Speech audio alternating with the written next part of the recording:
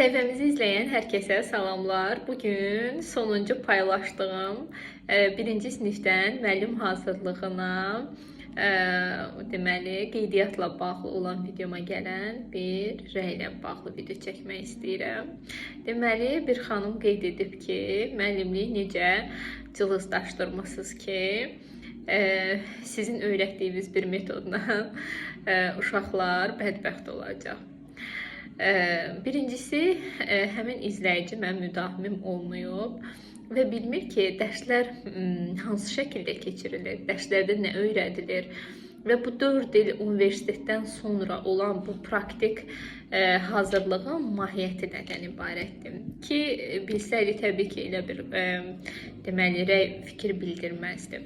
Bu hazırlıq bizim universitet deməli təhsilindən sonra 4 illik istər kollec, istər universitet bitirmisiniz, hansı ki işləməmisiniz və yeni dərsliklərdən məlumatınız yoxdur. Ümumiyyətlə universitet uşağa bu dərsi bu cür izah edəcəksən yolun bizə öyrətmir. Praktika bunu müəyyən qədər öyrədir. O da hansı məktəbdə praktikada olmusan, praktikada olduğun müəllim sənə həqiqətən bu işi öyrədibmi? Bir də işin o məsələsi var. Bizim yəni hazırlığın mahiyyəti sırf sizi kadr olaraq hazırlamaqdır. Həm dərslik üzərindən səhifə və səhifə uşağa necə izah olunmalıdır, o öyrədilir. Testlər öyrədilir, ibtidai sinif üçün lazım olan qaydalar öyrədilir.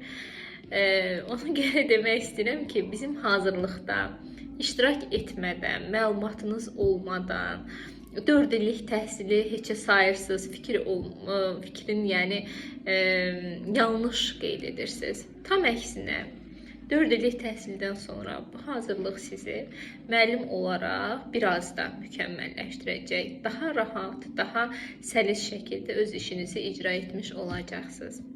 Növbəti videolarımızda görüşənə qədər hələlik.